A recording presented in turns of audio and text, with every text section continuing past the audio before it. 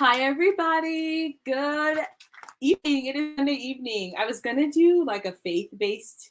I was gonna do a faith-based YouTube today, but I decided not to. I'll add it later. I want to do two videos. I want to do a video about church hurt, and then I want to do a video about the like Christianity to deconstruction pipeline and how that usually works and just my experience with that. But anyway, today we're gonna have a fun video.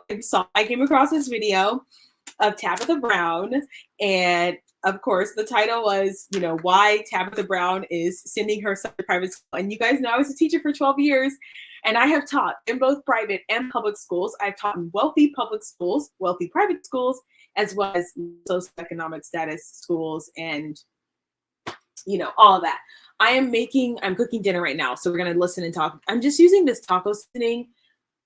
Normally I make it myself, but we ain't got that kind of time today, so whatever. I'm using most of this. What do the directions say? Oh, just add a little water, whatever. Okay, so let's get started. Let's listen to her. I'm just gonna share my thoughts, and yeah, let's listen. His last year of elementary school for 5th grade, things were getting a little weird. Got it. Right. And he would come home and say, Mom, all my teachers, they talk about you all the time at school. And I was like, they do. He's like, and my friends, they know you on TikTok. And I was like, oh, I don't want it to get like weird for him, right? Because I'm just mama, right, to him. Right. Because so sometimes he'd be like, how do my teachers know you? Like he came home one day, he said, my teacher had your that book that has your picture on the front. Not that I didn't write the book. Right. He was like, that has your picture on the front on her desk at school. How does she know you? Did you give it to her? I was like, no, but she probably bought it at Target. Right. Right. So that's when we had to come to the understanding that, okay, we're going to have to put him in private school where he around kids that's just like him too. That right. ain't nobody to them kids or whatever, right? Right. You had to send to a Blue Ivy type of school. Listen. Mm-hmm. That means we might have an arrangement later. Everybody ain't able. Everybody ain't able. That makes sense. But it was something that me and Chance both had to check ourselves on. Because we grew up in the country. You ain't have but one school. Okay, so I want to say something about this. This is so true. When you're at a private school where, let's say, for example, the 49ers coach, their kids go there. He shows up to their practices. I have been at those schools. Or one of the parents is the doctor for the 49ers, or one of the parents is, the executive at Google. It's a different vibe. The kids there, celebrities are no big deal. And there's either number one, these people are not checking for Tabitha Brown, or number two, they know not to say anything. So everybody's famous, so it's not a big deal. And that, I understand why she would need to do that. And I think it's tough, particularly for Black people. And if you're not like a mega celebrity, I think there's this expectation that we will forever stay in like down. And I think, a lot of public schools are terrible, you guys. They're awful, even in good neighborhoods. And private schools just have a different level of education. And I think that it's hard for Black celebrities to make that jump because they don't want to be seen as like uppity or as, not down for the community and out of touch with reality and not down to earth. But I would argue that one of the best things that you can do, you guys know I'm not sending my kids to public school. I would never. I would just teach them at home if we couldn't afford a private school. Not because we're famous or celebrities, but because the caliber of education is different and the expectations are different. And these students are not distracted by the fact that you're Steph Curry's whatever. They know everybody's a celebrity and they've seen these people around before. So there's not this fandom that happens at the public school level. And I hate to say it like that, but it's exactly the truth. And she's going to get into this in a minute, but just even the expectations and the standards for students in those schools are different. And when you make the kind of money that Tabitha is making, you want to set your kid up to be around the right kind of people. Because to be honest with you, a lot of kids in public school they're not interested in excelling. And that's just like the fact of, that's just a fact of our country right now. Like a lot of kids they sort of phoned it in. And I'm not exactly sure where Tabitha lives, but I could imagine that if she's in her same neighborhood, the public schools are just not to the same caliber. And we really used to think that if kids went to private school, they thought they was better than us. Mm-hmm. And I had a thing about that. So when I went into the tours, I was like, oh, y'all think y'all better because, oh, y'all teaching the little kids Latin in here? Oh, wait a minute. Are they playing? They are better. Like, that's a fact. They are better, Like, oh my gosh, you guys make them too good at it. I feel like I run into this problem all the time. Hold on, let me plug her in. My food can cook anyway. They are better. Public schools are better than private schools are better than public schools. There's no shame in saying that. I don't know why we have such like weird energy around like the fact that some schools are better than others. Oh my gosh, this is not gonna work. I cannot believe my computer is dying so fast. I need a new.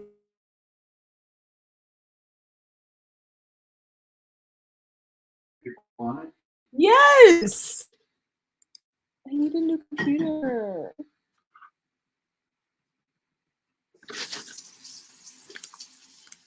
I'm so frustrated.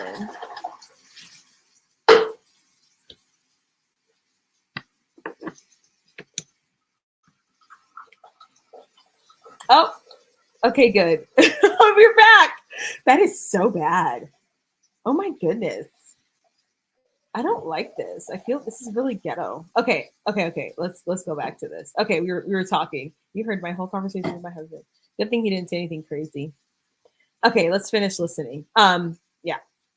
And yes, I want to say so I went to a private university, and a couple of my friends were from pretty well-known downtrodden neighborhoods, and they would go back home to those neighborhoods, and their friends would be like, oh, like you went to college, you think you're better than us. Oh, and there is this sort of like, if you're not on the same low level that we're at, we don't really want to be around you. And I hate to say it, you guys, because I like Tabitha Brown, but there is a level of anti-intellectualism in the Black community where we don't praise people for being better. It's like, you need to stay on our level. Otherwise you're whitewashed. Otherwise, you're valley. It's like, it's just very weird how there's this expectation that we're going to be ghetto and not educated and go to certain kinds of schools and speak a certain type of way, which it's really a way to keep us dumb and keep us trapped in a system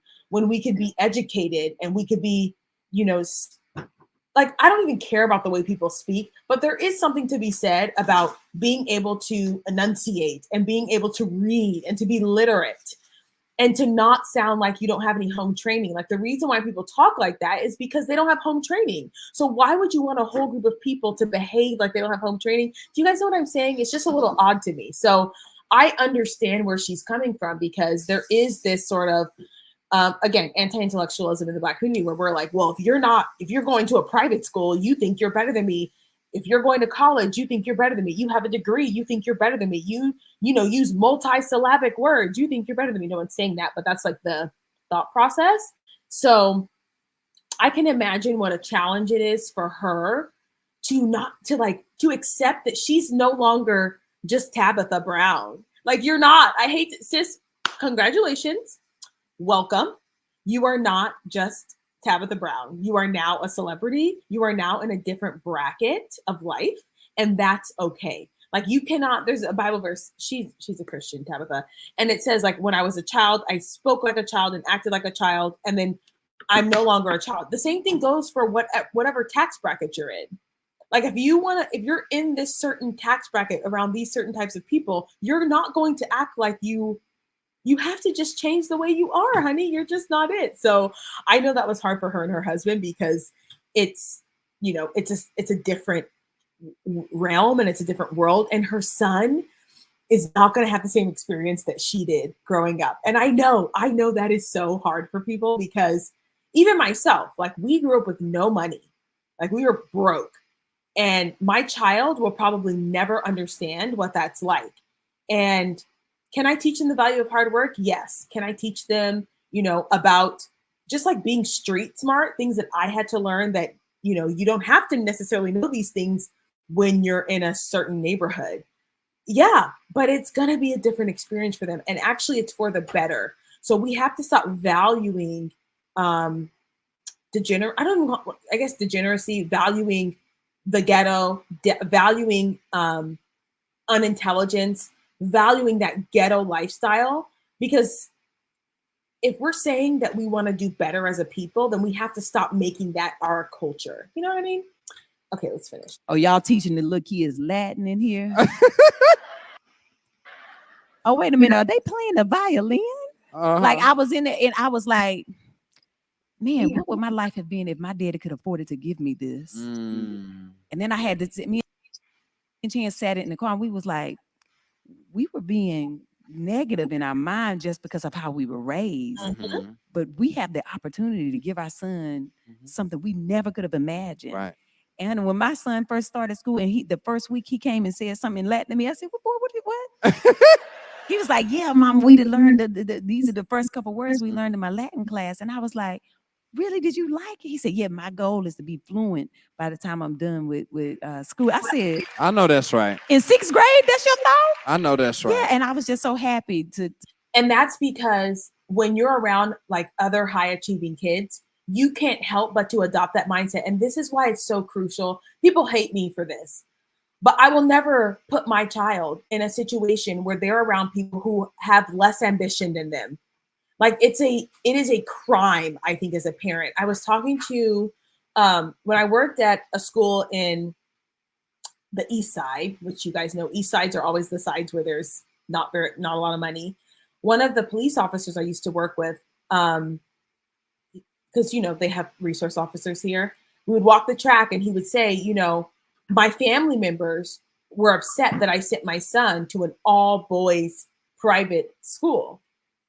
And we were talking and he said, it's weird to me because it's almost like they want my son to have this negative experience and that makes him more ethnicity, right?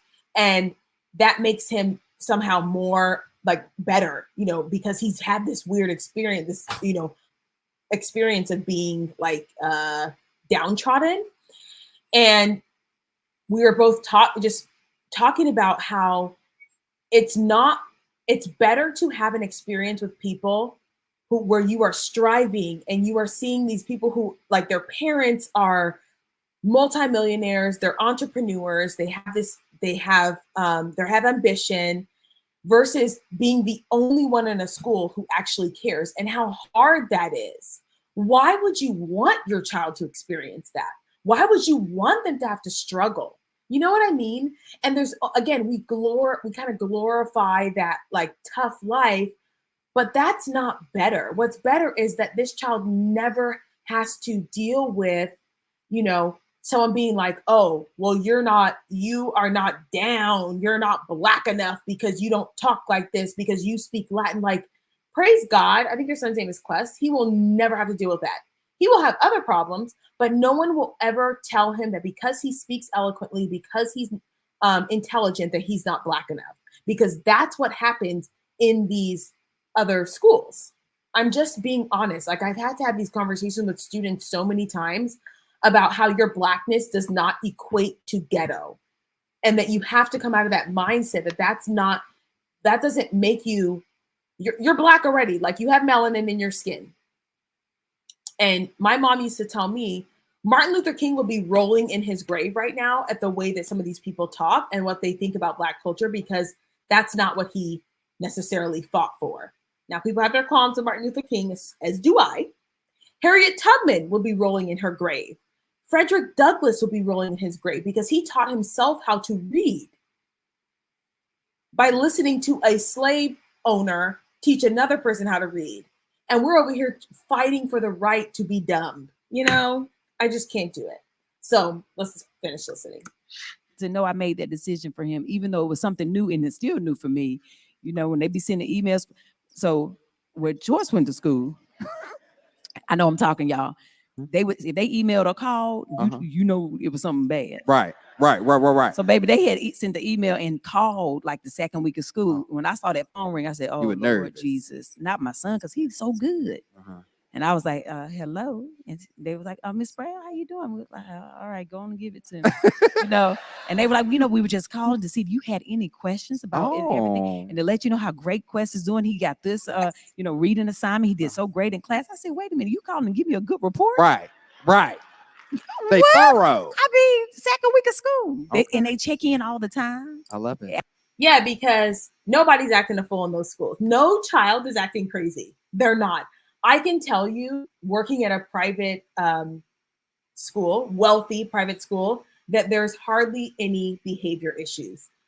You are expected to call and check, and like it's a service. You're providing a service to the family by, because they're paying so much money that listen, there's problems at private schools. I'm not going to pretend like there's not, but from like a behavior perspective, the behavior is different.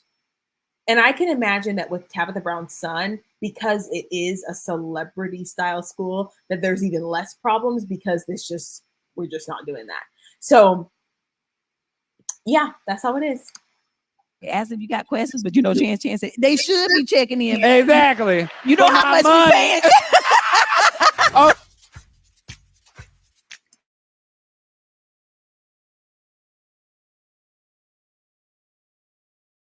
Okay. So I just wanted to share that because, first of all, I loved it. I love that she was honest about, like, do you see how quickly we jumped to it being negative because it was private, because it wasn't what we were used to, because it wasn't, it wasn't Black enough, ghetto enough, down to earth enough, street enough, whatever you want to call it, and how we've been programmed as Black people to not strive for excellence. We've been programmed to behave in a way that satisfies people's stereotypes about Black people. And I'm so happy because she fought it. She was like, okay, I'm going to send my son to a private school. And it was the best thing for him. And of course, everybody can't go to a private school, but here's the lesson, I think. The lesson is everybody can't come with you. And this is something I used to tell my students all the time. You're going to go to college and you better not come back here. You better not come back. Oh, come back and help. No, these people will eat you alive because jealousy is alive and well. People, you cannot be everywhere when you're at a certain level. You have to start moving in different circles.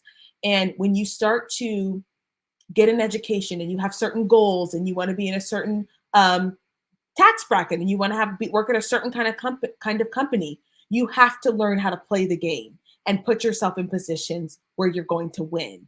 And I'm just very, very glad this happened to be a school topic. So I was like, yes, I'm going to tackle this one because I know exactly what to talk about here. But in life, you can't just like this idea, I'm going to go back to I'm going to my roots. Baby, no, I'm not. Why would you want to do that to yourself? Why would you want to put yourself in a position where people who are desperate, a lot of people are desperate. What that means is that they have nothing to lose. So they don't care if they destroy your life. I had a friend in college who would go back to his east side and he was like, Joe, I can't. And I'm like, I know you can't. You can't keep going back because they want you to strap up and get back in the vehicle and start hitting licks again. And you cannot do that when you're in college. I'm sorry. You're going to waste your $100,000 education. You just simply can't do that. And it's a tough thing, I think, especially being Black, because white people, Mexican people, Asian people, other Black people really put this pressure on us to be Black. Like, you got to talk like this and you got to act like this. And we feel like, oh my gosh, I'm not Black if I don't behave in this way. And it's the biggest con that America has ever run. That they promote this sort of behavior amongst us, and we have to be the ones to say, nope, I actually belong at a different level. I actually belong in a different space. So anyway, you guys, I got to finish making dinner. I'm so sorry the stream had some issues, but I'm going to keep it up. I know that it was not great, but anyway, you guys, I will, please, if you like this video, don't forget to like, share, comment, and subscribe, and I'll see you guys in the next one. Bye.